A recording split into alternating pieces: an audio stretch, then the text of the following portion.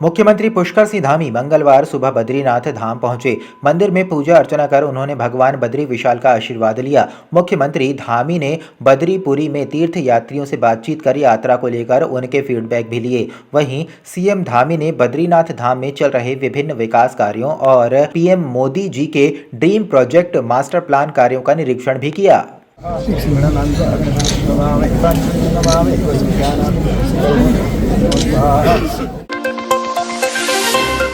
केदारनाथ उपचुनाव के लिए भाजपा के सभी बड़े नेताओं ने केदारनाथ में डेरा डाल दिया है। वृहद स्तर पर पार्टी की प्रत्याशी आशा नौटियाल का प्रचार प्रसार किया जा रहा है। वहीं भाजपा प्रदेश अध्यक्ष महेंद्र भट्ट ने कहा है कि भाजपा प्रवासी प्रकोष्ठ के माध्यम से पार्टी ने उन मतदाताओं से भी संपर्क साधा है जो अन्य राज्यों दिल्ली, चंडीगढ़, हरियाणा में रह रहे हैं। भट्ट ने कहा है कि वे स्वयं इन स्थानों पर गए और लोगों से केदारनाथ पहुंचकर मतदान की अपील करने आए हैं।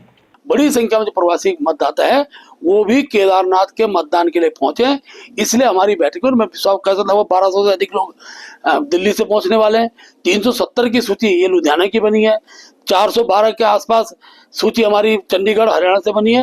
तो लगभग 2 से 2,500 मतदाता, ये जो केदारनाथ विधानसभा का क्षेत्र का मतदाता प्रवासी के रूप में था, वो सब लोग आकर केदारनाथ क्षेत्र के अंदर भारतीय जनता पार्टी पर मतदान करेंगे। सुप्रीम कोर्ट ने प्रदेश सरकार की नियमितीकरण के खिलाफ एसएलपी खारिज करी। वर्ष 2018 में नैनीताल हाईकोर्ट द्वारा लिया गया उपनल कर्मियों के नियमितीकरण के पक्ष में लिए गए निर्णय को सुप्रीम कोर्ट ने यथावत रखा। इसके बाद उपनल कर्मियों के प्रति सरकार की उदासीनता को लेकर कर्मचारी विशाल महारैली कर सचिवालय कूच किया। इसके बाद कर्मचारी को आश्वासन दिया गया कि जल्द ही इस पर निर्णय लिया जाएगा, लेकिन बावजूद इसके एक बार फिर सरकार ने पुनर्विचार याचिका दाखिल कर दी है, जिसको लेकर कांग्रेस के वरिष्ठ उपाध्यक्ष सूर्यकांत धस्माना ने सरकार को जमकर घेरा। 25 नवंबर को मुख्यमंत्री जी की अध्यक्षता में बैठक होगी, उसमें आप भी भाग लें। उन्होंने निमंत्रण दिया बाकायदा, कर्मचारियों ने अपनी हड़तालें स्थगित कर दी। सरकार ने पीठ में छुरा घोंपने का काम किया। एक तरफ आप वार्ता के लिए निमंत्रित कर रहे हैं और दूसरी तरफ आप सुप्रीम कोर्ट में रिव्यू पिटीशन में जा रहे हैं। यानी कि आप एक तरफ हमें कह रहे हैं कि आप आंदोलन स्थगित कर दो, कर्मचारियों ने आपकी बात मान ली और आप रिव्यू पिटीशन में चले गए। तो ये विश्वासघात है। इसके खिलाफ हम कांग्रेस पार्टी प्रदेश अध्यक्ष करण माहरा के नेतृत्व में डेलीगेशन पार्टी का महामहिम राज्यपाल से समय मांग रहा है। 19 या 20 तारीख को जब भी समय मिलेगा हमारा डेलीगेशन राज्यपाल के यहाँ जाएगा।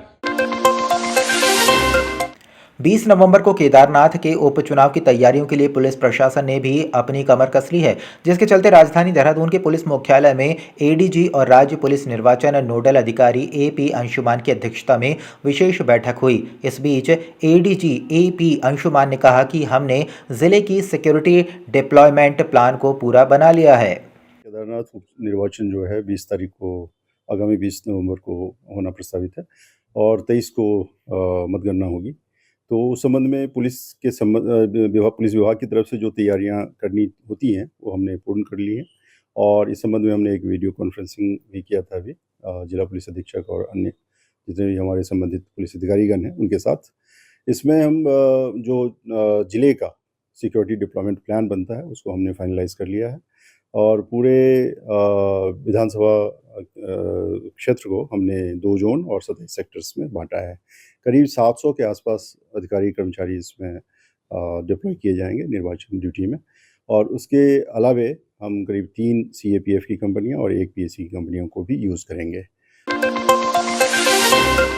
उत्तराखंड के अस्पतालों में लगातार डॉक्टर्स की कमी सामने आती है, जिससे मरीजों को काफ़ी दिक्कतों का सामना भी करना पड़ता है। ऐसे में अब इसका स्वास्थ्य मंत्री ने संज्ञान लिया है। स्वास्थ्य मंत्री धन सिंह रावत ने बताया कि जल्द ही प्रदेश भर में 288 डॉक्टर्स की नियुक्ति और करने जा रहे हैं। इससे डॉक्टर्स की कमी दूर हो जाएगी। डॉक्टरों की भर्ती अलग से की गई है और वहाँ के लिए अलग से की गई है। अब देख रहे होंगे आप 288 डॉक्टरों की नियुक्ति हम और करने जा रहे हैं। तो मुझे लगता है कि डॉक्टरों का जो बैकलॉग था वो भी अब खत्म हो जाएगा। डोईवाला क्षेत्र के आसपास गैस रिफिलिंग का धंधा जमकर हो रहा है, जिसकी वजह से उपभोक्ताओं को तो चूना लग ही रहा है, साथ ही ये धंधा हादसे का भी सबब बन चुका है। ताज़ा मामला डोईवाला के भनियावाला क्षेत्र का है, जहां किराए के मकान में रह रहे गैस वर्कर्स द्वारा गैस रिफिलिंग के दौरान अचानक कमरे में आग लग गई और कमरे में रखे पूरे सामान के साथ बाइक जलकर स्वाहा हो गई। ये सुबह बस खाली 9:15 के टाइम पे पता नहीं वो खाना पीना क्या बना रहे थे, आग लगी इसमें। उसके बाद 10 मिनट तक, उसके बाद 10 मिनट बाद बुझा दी थी बस, और कुछ नहीं, इसके बाद कुछ नहीं हुआ। ले आए थे, देखा था उन्होंने, वो चले गए थे। फिर तो इतना बड़ा हादसा नहीं हुआ था, वैसे छोटा ही था। 10 मिनट तक आग लगी रही, उसके बाद कुछ नहीं हुआ था। 1-2 के सिलेंडर के करीबन थे बस, उसके अलावा नहीं थे। 1-2 सिलेंडर थे, पुलिस वालों के सामने की बात थी।